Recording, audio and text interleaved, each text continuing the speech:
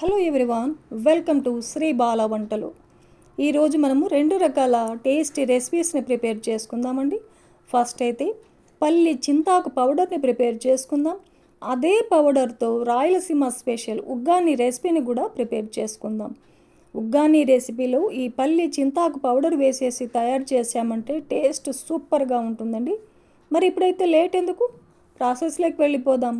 కమ్మనైన 2 రకాల రెసిపీస్ని ప్రాసెస్లో చూసేద్దాం. 1 కప్పు పల్లీలు తీసుకున్నాను. అదే కప్పుతో హాఫ్ కప్పు చింతాకు తీసుకున్నాను. చింతాకుని ఒక 2 సార్లు శుభ్రంగా కడిగేసి నీడలోనే ఒక 2-3 రోజులు ఆరబెట్టుకున్నామంటే ఇలా డ్రై అయిపోతుంది. ఈ కొలత సరిగ్గా సరిపోతుందండి. చింతాకును మరీ ఎక్కువ వేసుకున్నా కూడా పొడి కొంచెం పులుపు వచ్చేస్తుంది. ఇప్పుడు స్టవ్ ఆన్ చేసుకుని ఒక ప్యాన్ పెట్టేసుకొని హాఫ్ కప్పు చింతాకును వేసేసుకొని ఒక 2 టేబుల్ స్పూన్లు ఎండిన కరివేపాకును కూడా వేసేసుకుందాం. కరివేపాకు కూడా ఒక 2-3 సార్లు శుభ్రంగా కడిగేసి నీడలో ఆరబెట్టుకున్నామంటే ఒక 2-3 రోజులకి ఇలా డ్రై అయిపోతుంది. ఇప్పుడు లో ఫ్లేమ్లో ఒక 2 నిమిషాల పాటు చింతాకుని కరివేపాకుని కూడా వేయించేసుకుందాం. హై ఫ్లేమ్ పెట్టామంటే త్వరగా మాడిపోతుంది. అందుకే లో ఫ్లేమ్లో ఒక 2 నిమిషాల పాటు వేయించుకుంటే సరిపోతుంది. ఇలా వేయించేసుకొని మిక్సీ జార్లో వేసేసుకుందాం.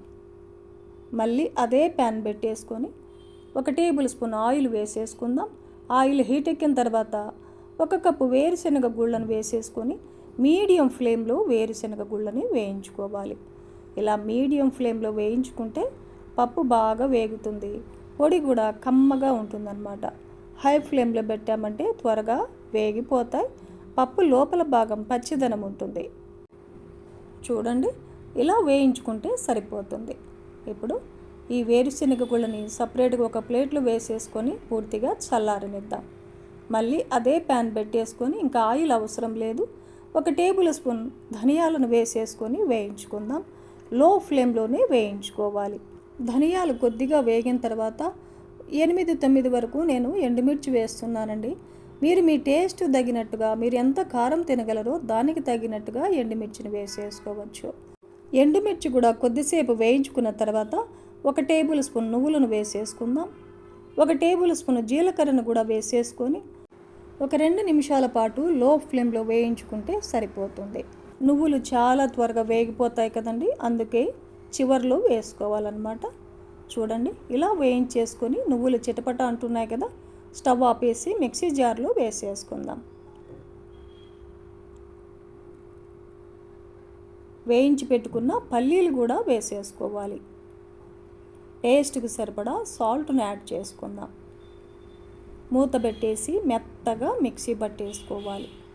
చూడండి, ఇలా మెత్తగా మిక్సీ పట్టేసుకోవాలన్నమాట. ఒక వెల్లుల్లి గడ్డని పొట్టు తీయకుండా వేసుకోవాలి.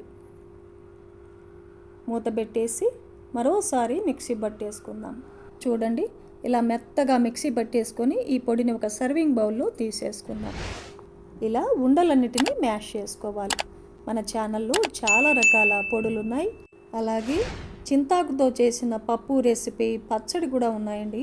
టేస్ట్ చాలా బాగుంటాయి, ఒకసారి చెక్ చేయండి. ఈ పల్లి చింతాకు పౌడర్ని ఏదైనా గాజు బాటిల్లో వేసేసుకొని ఫ్రిడ్జ్లో స్టోర్ చేసుకున్నామంటే నెల రోజులకు పైనే ఉంటుందండి. ఈ పొడి దోశకు కానీ, పూరి, చపాతీ, రైస్కి కానీ, ఉప్మా, ఎన్ని రకాల ఫ్రై రెసిపీస్ చేసినా కూడా ఈ పొడి చల్లేసి ఫ్రై రెసిపీస్ చేసామంటే టేస్ట్ చాలా బాగుంటుందండి. పల్లి చింతాకు పౌడర్తో కమ్మనైన ఉగ్గాని రెసిపీని ప్రిపేర్ చేసుకుందాం. ఒక గిన్నెలో వాటర్ను పెట్టేసుకొని 1 కప్పు బొరుగులు వేసేసుకొని ఒక 2 నిమిషాల పాటు వాటర్లో బొరుగులన్నిటినీ నాననిచ్చి గట్టిగా వాటర్ లేకుండా పిండేసి వేరొక ప్లేట్లో వేసేసుకోవాలి. ఇలా గట్టిగా పిండేసి తీసుకున్నామంటే ఉగ్గాని రెసిపీ పొడి పొడిగా ఉంటుందన్నమాట. లేదంటే వాటర్ ఉందంటే ముద్ద ముద్దగా అయిపోతుంది. ఇప్పుడు స్టవ్ ఆన్ చేసుకుని ప్యాన్ పెట్టేసుకొని ఒక 2 టేబుల్ స్పూన్ల ఆయిల్ వేస్తున్నాను. ఆయిల్ హీట్ ఎక్కిన తర్వాత ఒక 2 టేబుల్ స్పూన్ల వేరుశనగ గుళ్ళను వేసేసుకొని మీడియం ఫ్లేమ్లో వేరుశనగ గుళ్ళు బాగా వేగేంత వరకు వేయించుకోవాలి. ఫస్ట్ వేరుశనగ గుళ్ళు వేగిన తర్వాత ఒక 1/2 టేబుల్ స్పూన్ ఆవాలు, 1/2 టేబుల్ స్పూన్ జీలకర్ర వేసేసుకొని వేయించేసుకుందాం. ఇవి కూడా బాగా వేగిన తర్వాత ఒక 3-4 పచ్చిమిర్చిని చీలికలుగా కట్ చేసి వేసేసుకొని పచ్చిమిర్చిని కూడా బాగా వేయించుకున్న తర్వాత ఒక పెద్ద ఉల్లిపాయని ఇలా పొడవుగా కట్ చేసి వేసేసుకొని వేయించేసుకుందాం. ఉల్లిపాయలు బ్రౌన్ కలర్ వచ్చేంత వరకు వేయించుకోవాలి. ఒక 1/2 టేబుల్ స్పూన్ పసుపును కూడా యాడ్ చేసుకొని కలిపేసుకుందాం. ఉల్లిపాయలు బాగా వేగిన తర్వాత కొద్దిగా ఫ్రెష్ కరివేపాకును కూడా వేసేసుకొని వేయించుకోవాలి. ఇలా అన్నిటిని వేయించుకున్న తర్వాత వాటర్లో పిండేసి తీసుకున్న బొరుగులను వేసేసుకుందాం. స్టవ్ని లో ఫ్లేమ్లో పెట్టేసుకోవాలి. ఒక 1/2 టేబుల్ స్పూన్ సాల్ట్ వేసానండి. ఎందుకంటే మనము పల్లి చింతాకు పౌడర్లో కూడా సాల్ట్ వేసేసి మిక్సీ పట్టుకున్నాం కదా, అందుకే సాల్ట్ తగ్గించి వేసాను. ఇప్పుడు ఈ మొత్తాన్ని బాగా కలిసేలాగా కలిపేసుకోవాలి. ఇప్పుడు మిక్సీ పట్టుకున్న పల్లి చింతాకు పౌడర్ని వేసేసుకుందాం. 1.5 టేబుల్ స్పూన్ పౌడర్ని వేస్తున్నాను. మీరు ఇంకా స్పైసీగా తినాలి అంటే ఇంకొక టేబుల్ స్పూన్ పౌడర్ని వేసేసుకొని కలిపేసుకోవచ్చు. ఇప్పుడు ఈ పౌడర్ మొత్తం బాగా కలిసేలాగా కలిపేసుకోవాలి.